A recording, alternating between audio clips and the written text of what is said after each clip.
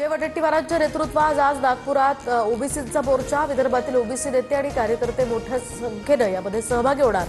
वडेट्टीवारांकडून मोर्चास्थळाची पाहणी।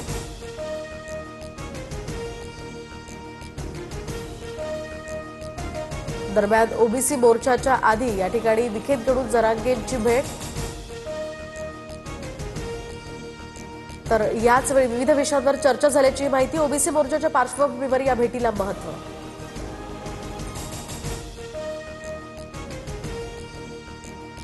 Cough syrup प्रकरणी supreme कोर्टात दाखल याचिकेवर आज सुनावणी। सरन्यायाधीश भूषण गवईंच्या पीठासमोर सुनावणी होणार। कफ सिरपमुळे अनेक लहान मुलांचे मृत्यू झाल्याची माहिती। गुंड निलेश गायवळचा भाऊ सचिन गायवळ फरार, तर सचिन गायवळवर पोलीस मकोका लावणार। खंडणी मागितल्या प्रकरणी गायवळ बंधूंवर कोथरूड पोलिसात गुन्हा दाखल। कारवाई विरोधात निलेश गायवळची हायकोर्टात याचिका। 2019 पासून गायवळवर एकही गुन्हा दाखल नाही। गुन्हे असलेल्या एकाही व्यक्तीला मी शस्त्र परवाना दिला नाही। पोलीस आयुक्तांच्या सहीनच परवाना मिळतो। योगेश कदमांचं स्पष्टीकरण। सचिन गायवळला पुणे पोलिसांकडून शस्त्र परवाना देण्यात आलेला नाही। परवान्याची फाईल आयुक्त कार्यालयामध्ये पडून योगेश कदमांचा आदेश फेटाळला होता। पुणे पोलिसांची माहिती। विधिमंडळातील मोठ्या पदावरील व्यक्तीनं दबाव आणल्याचं रामदास कदम म्हणाले। रामदास कदम हे बोलल्यानंतर राम शिंदेसोबत निलेश गायवळचा संबंध जगजाहीर। चौकशीची गरज। रोहित पवारांचे राम शिंदेंवर गंभीर आरोप। भाजपचे माध्यम प्रमुख नवनाथ बद यांच्याकडून रोहित पवार आणि सचिन गायवळचे एकत्रित फोटो ट्विट। परवान्यासाठी अर्ज कसा करायचा याचं मार्गदर्शन सुरू होतं का? बद यांचा टोला। बूट फेकण्याचा प्रयत्न केल्याच्या प्रकारानं मोठा धक्का बसलाय। सरन्यायाधीश भूषण गवईंची प्रतिक्रिया।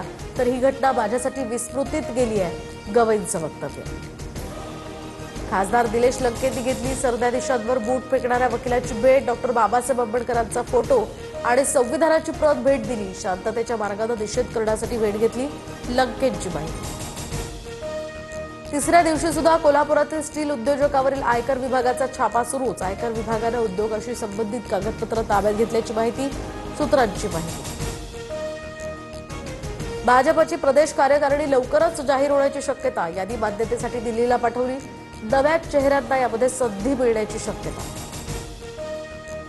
शेतकऱ्यांच्या विविध मागण्यांसाठी उद्या ठाकरेंच्या शिवसेनेचा अंबरडा मोर्चा। उद्धव ठाकरेंच्या नेतृत्वात छत्रपती संभाजीनगरच्या क्रांती चौकात मोर्चा निघणार। मुख्यमंत्री फडणवीस आज नाशिक दौऱ्यावर। आगामी स्थानिक स्वराज्य संस्था निवडणुकांच्या अनुषंगाने ही बैठक।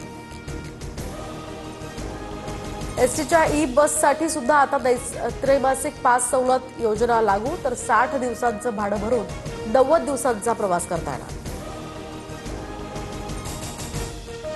जळगावच्या मुक्ताईनगरमधील रक्षा खडसेंच्या पेट्रोल पंपावर दरोडा। तर बंदुकीचा धाक दाखवत लाखो रुपयांचे सीसीटीव्ही कॅमेऱ्याचं साहित्य लुटून दिल्याची माहिती। 3 जणांना पोलिसांनी ताब्यात घेतलं।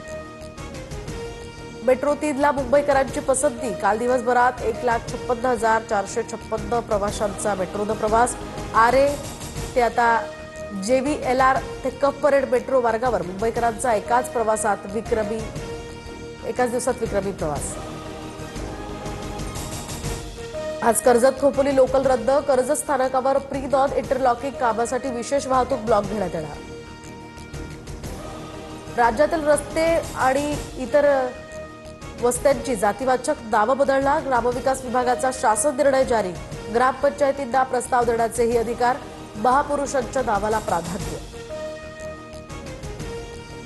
दिल्लीनंतर आता उबरची कॅराव्हॅन सेवा पुणे आणि मुंबईत सुद्धा सुरू होणार। स्वतंत्र खोली, स्वच्छतागृह, छोटा फ्रिज, पलंग अशा सुविधांनी सुसज्ज असलेल्या या गाडीत धावत्या हॉटेलचा अनुभव घेता येणार। पुढील 2 दिवस महाराष्ट्रासह मध्य प्रदेश आणि उत्तर प्रदेशच्या काही भागात पावसाचा अंदाज। तर काही भागातनं मोसमी वारे वाहण्याची शक्यता। बँका 1 नोव्हेंबरपासून या ठिकाणी ऑनलाईन सेवांसाठी शुल्क वाढवण्याच्या तयारीत। डुप्लिकेट पासबुक 100 रुपये, तर अतिरिक्त चेक पेमेंट थांबवण्यासाठी बँका 200 रुपये शुल्क आकारणार। म्हाडाच्या कोकण मंडळाची उद्या लॉटरी निघणार। 5,354 घरं आणि 77 भूखंड विक्रीसाठी उपमुख्यमंत्री शिंदेंच्या हस्ते लॉटरी निघणार। ब्रिटनमधील प्रमुख 9 विद्यापीठांचे कॅम्पस लवकरच भारतात सुरू करणार। पंतप्रधान मोदी आणि ब्रिटनचे पंतप्रधान कीर स्टारमर यांची घोषणा